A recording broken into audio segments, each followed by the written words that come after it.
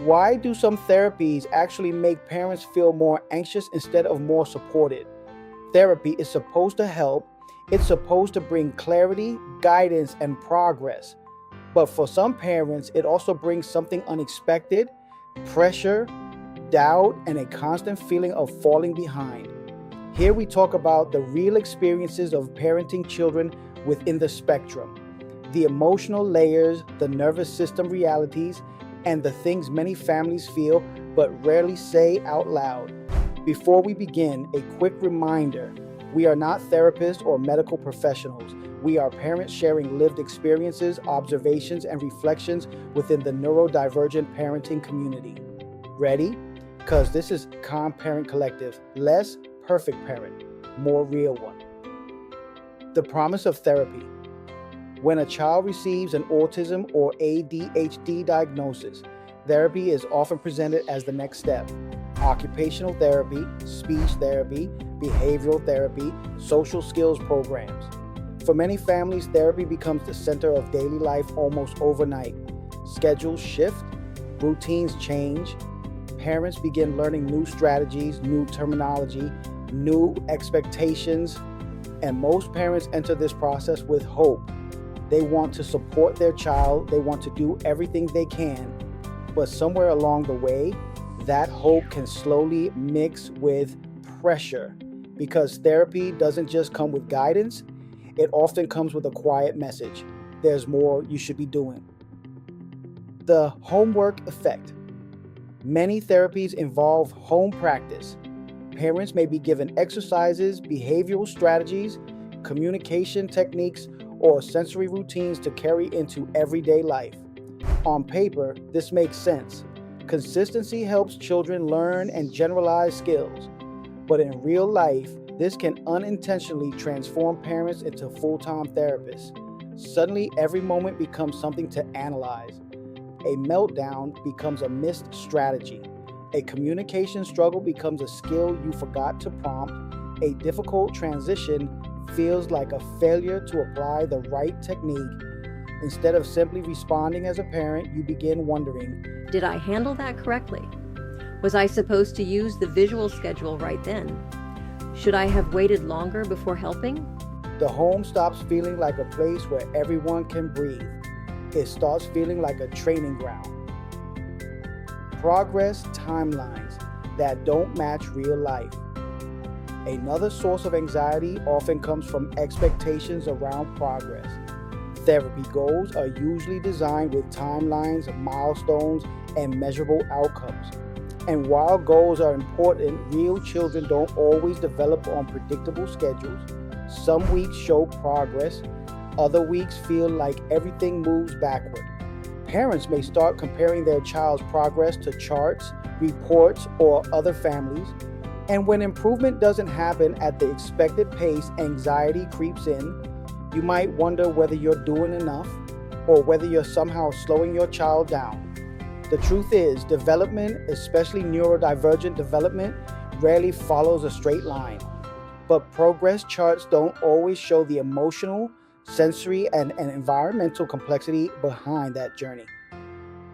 When therapy language replaces parent instinct, therapy can introduce valuable frameworks and insights, but sometimes it also introduces a lot of new language.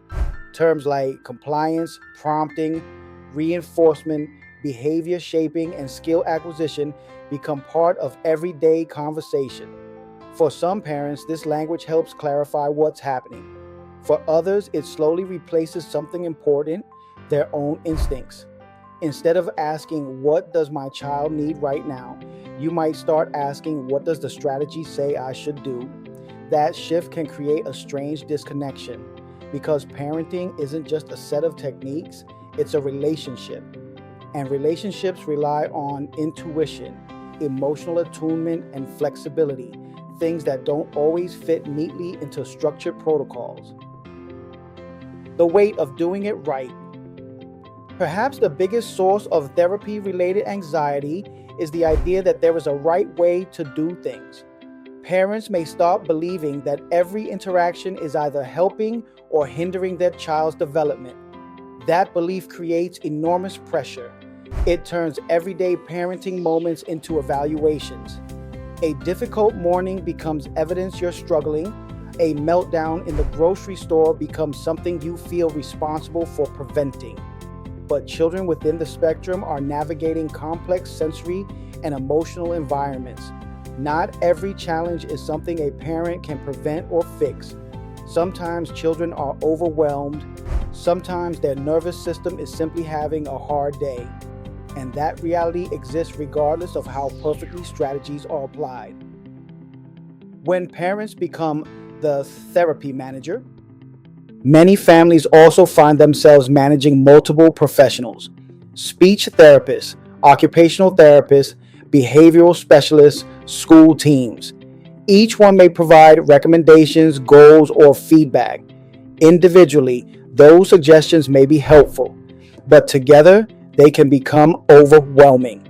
Parents often feel like the coordinator of an entire support network, organizing appointments, tracking progress, implementing strategies, and communicating updates.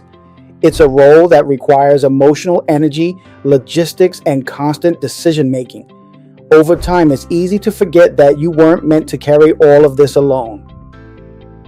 The fear of missing the critical window. Another anxiety driver is the idea of critical developmental windows.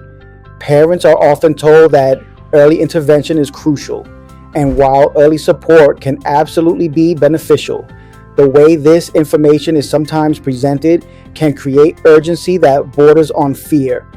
Parents may feel like every missed opportunity matters. Every skipped therapy session feels significant. Every delay in implementing a strategy feels like a lost chance. But development doesn't close like a door. Children continue learning and growing across many stages of life.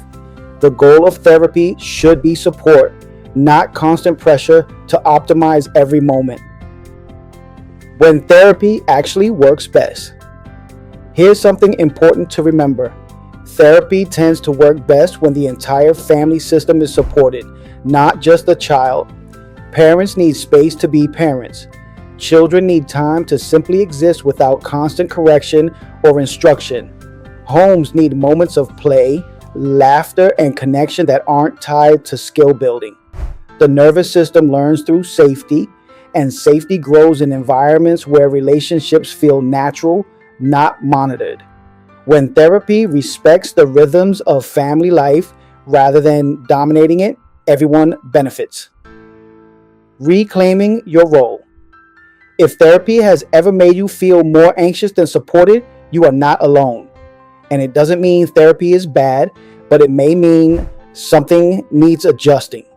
You are not just the implementer of strategies. You are your child's emotional anchor. Your presence, understanding, and relationship with your child shape their development more than any worksheet or protocol. Your instincts matter, your connection matters, and your well-being matters too. Parenting a child within the spectrum already asks so much of families. Learning new tools and strategies can be empowering, but those tools should never replace the most important element of all, the relationship between parent and child. Support should feel like support, not another weight on your shoulders. Here at Kind Parent Collective, we believe in helping parents understand their child's nervous system, but also protecting the emotional health of the parent guiding them. Because when parents feel steadier, the entire home becomes steadier too. And that's where real growth begins. And if today was rough, you still did enough. Catch you on the next one.